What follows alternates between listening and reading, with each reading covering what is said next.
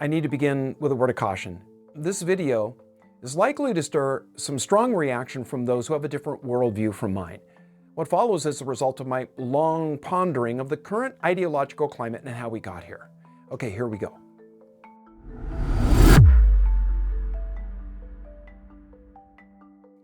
When you watch the news today, you hear politicians passionately defending their ideologies. Progressives speak of justice and equality. Conservatives talk about freedom and tradition. But here's a question I suggest you entertain. What if these ideologies aren't really driving political behavior anymore? What if they become nothing more than convenient masks for something far more ancient and far more dangerous? That being a naked lust for power. I want to make a controversial but necessary argument. Ideology has become a facade in modern politics. By and large, politicians across the spectrum, left and right, no longer pursue ideas or principles. They pursue power. And they use ideology the way that a bank robber uses a mask to hide their true intentions while they take what they want. But there's a deeper, more troubling question that we need to address. Why now? Why has this happened in our generation? I believe the answer lies in a battle that many of us didn't even realize had already been lost. The culture wars of the 1980s and 90s. The uncomfortable truth is this: secularism won. The Enlightenment project to replace religious faith with human reason has triumphed in Western civilization. And when you remove the transcendent moral framework that religion provides, what fills the vacuum isn't noble rationalism or enlightened humanism, it's simply the will to power. Let me show you what I mean.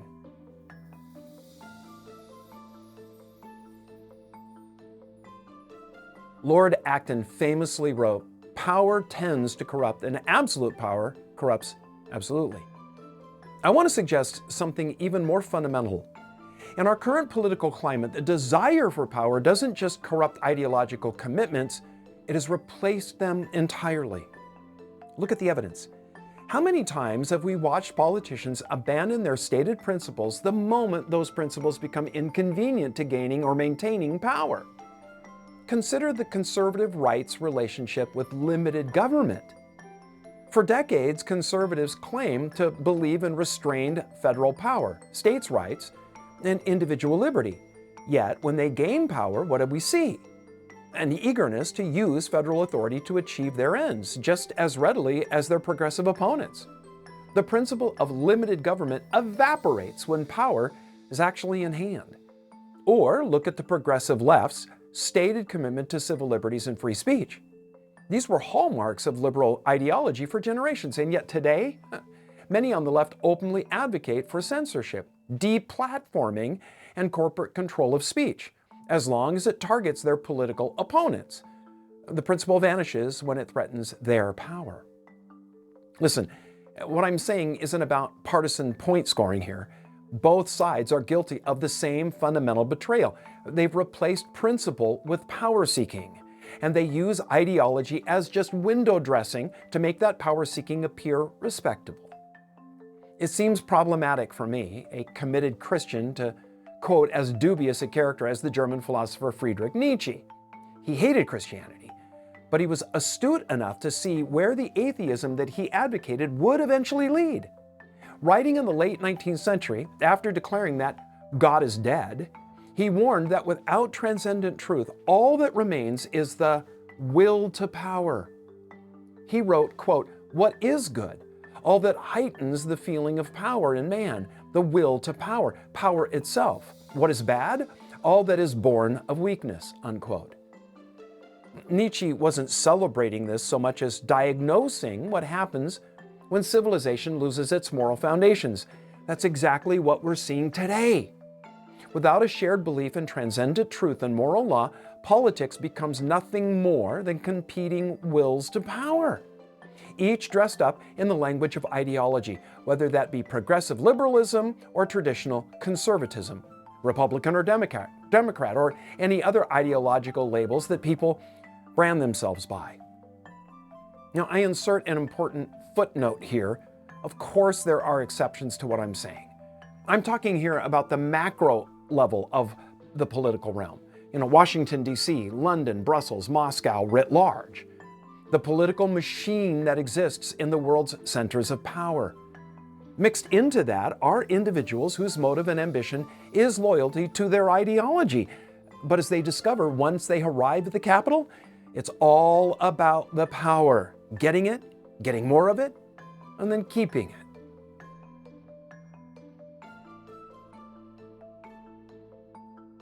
Let me give you concrete examples of how this works in practice. Consider how politicians treat constitutional principles. The Constitution isn't a political ideology. It's supposed to be a transcendent framework that limits all political actors. Yet watch how both parties treat it. When the Constitution serves their interests, they're constitutional originalists. When it doesn't, suddenly they discover that it's a living document that must evolve with the times. The principle doesn't matter, power does. Or look at fiscal policy. Conservatives claim to oppose deficit spending and value fiscal responsibility until they're in power and want to fund their priorities.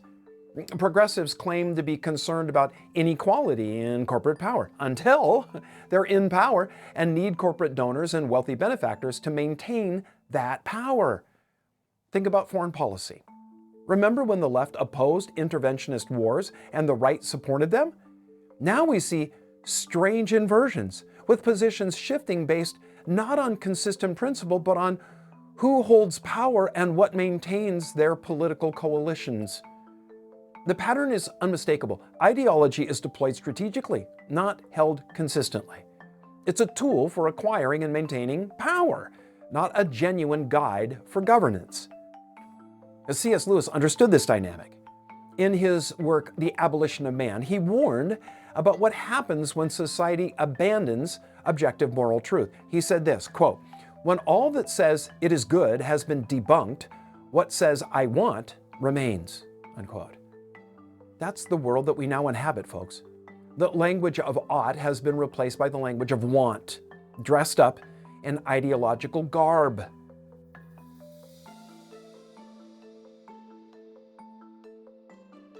But this brings us to the crucial question. Why has this happened now? Why does our generation face this particular crisis?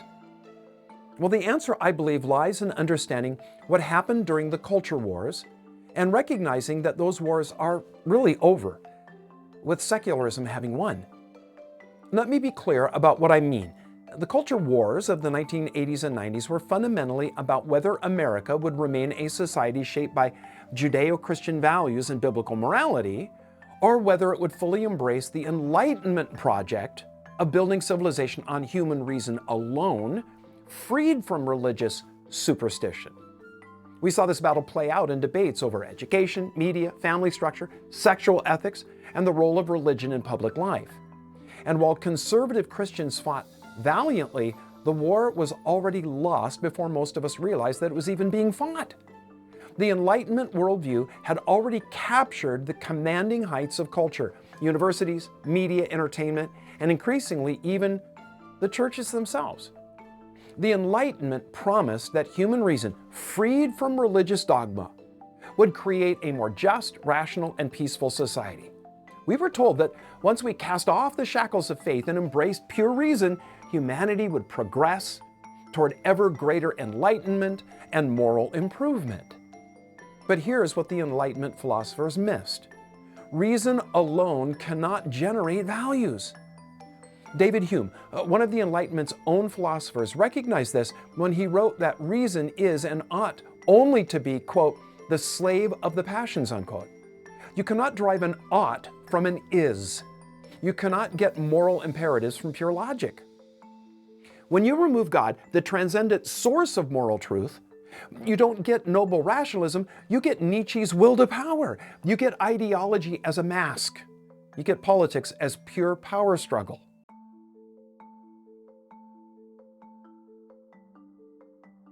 The triumph of secularism hasn't led to the rational paradise the Enlightenment promised.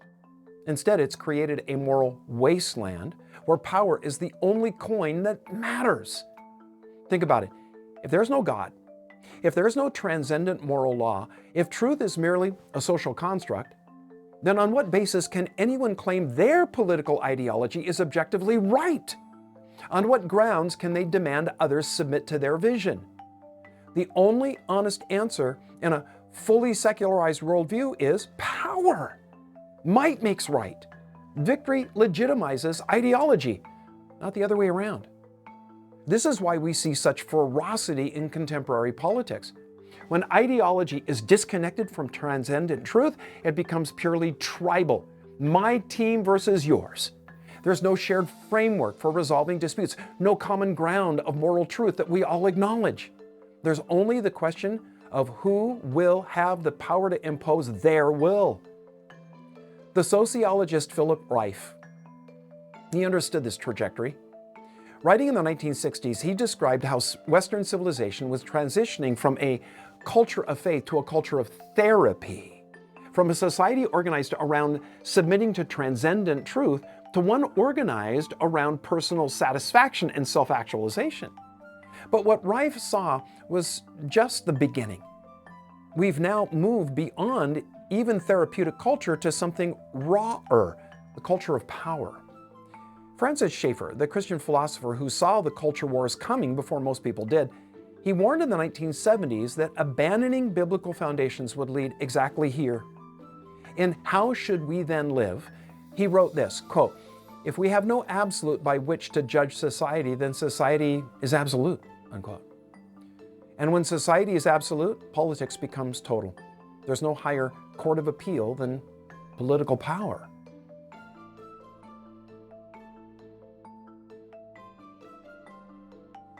Now, here's where the argument gets uncomfortable for many of us on the right. This corruption by power, it isn't just a progressive problem. The conservative movement has been infected by the same disease. For generations, conservatism claimed to stand for transcendent principles.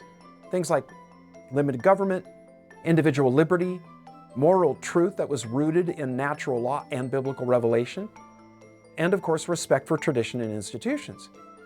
These weren't supposed to be merely political preferences. They were supposed to be truths about human nature and social order that conservatives were duty-bound to defend. But watch what happens when conservatives actually gain power. How many conservative politicians have you seen abandon limited government principles to expand federal power when it serves their ends? How many have sacrificed moral consistency for political expediency? How many have embraced the same identity politics and tribal warfare that they claim to oppose, just wearing different team colors? The harsh reality is this: many modern conservatives have adopted the very secular framework they claim to oppose. They've accepted the premise that politics is ultimately about power, not principle. They've just decided they want to be the ones wielding the power. And this represents a catastrophic failure to understand what conservatism actually means. True conservatism isn't just about conservative policies or outcomes. It's about conserving a certain vision of reality itself, one that is rooted in transcendent truth and moral law. When conservatives abandon that foundation and play pure power politics, they've already lost the war they claim to be fighting.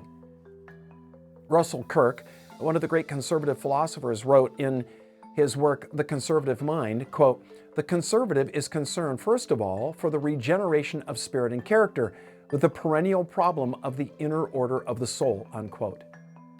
But how much of modern conservatism is actually concerned with the inner order of the soul? Or has it become merely another faction fighting for power in a secularized political arena?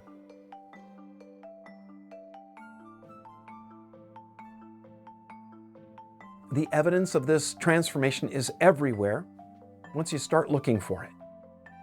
Consider how quickly politicians abandon stated positions when the polls shift. Consider how party platforms evolve not based on principle but on demographic necessity. Consider how the same action is praised when our side does it, but condemned when their side does it. Look at how both parties approach judicial appointments. the rhetoric is about constitutional interpretation and legal philosophy, but the reality? No, that's about packing courts with judges who will vote the right way on key issues. The ideology is window dressing. The goal is power. Watch how quickly deeply held convictions evaporate when they become politically costly.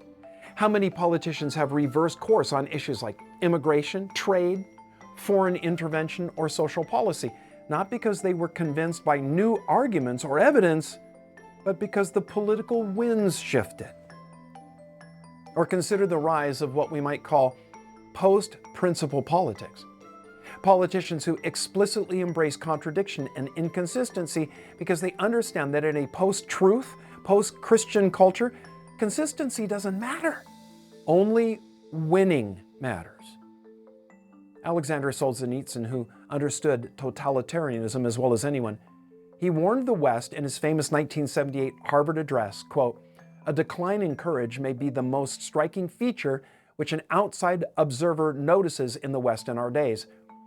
Must one point out that from ancient times, declining courage has been considered the beginning of the end," unquote. But it's not just courage that we've lost, folks. It's the very framework that made courage meaningful, the transcendent truths worth having courage to defend.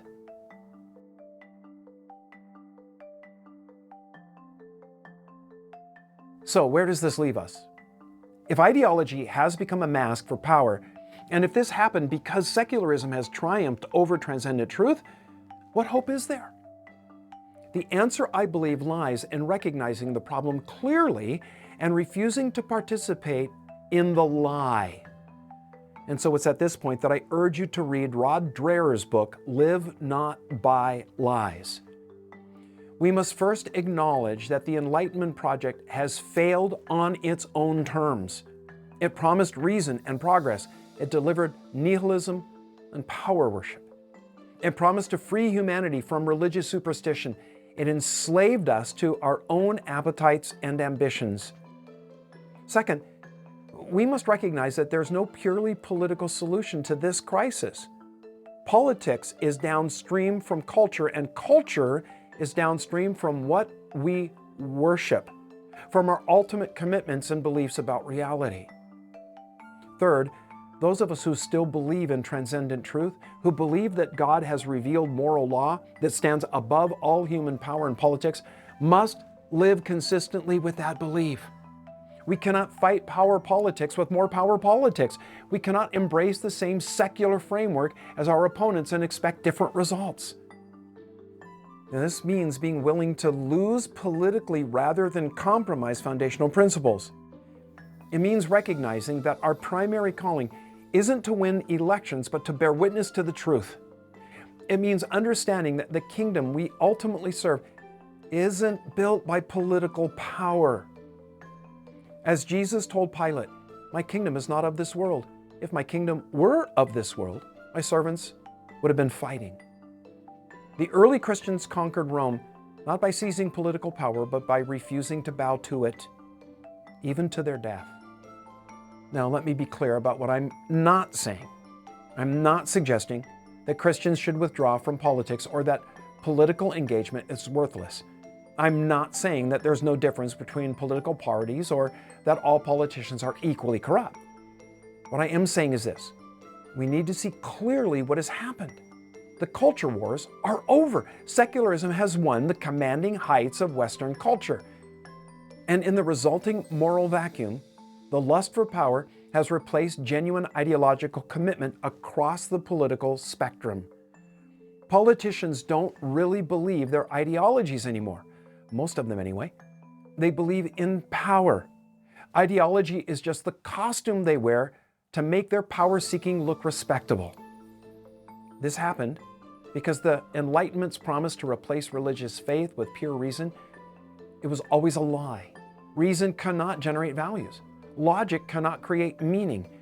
And when you remove God from the center of civilization, you don't get enlightened rationalism, you get the will to power. The question before us is, will we play their game? Will we don the mask of ideology and join the power struggle? Or will we refuse to bow, refuse to lie, bear witness to the truth that stands above all human power, even if it costs us everything. I know which path I'm choosing. The question is, which will you choose? Last, I need to say that I'm not advocating that Christians should abandon the political realm. On the contrary, I'm suggesting they engage it wholeheartedly, but that they do so inoculated against the seductive lure of power for power's sake. Use power to serve the interests of the kingdom of God. Don't let power use you in the pursuit of some lesser end.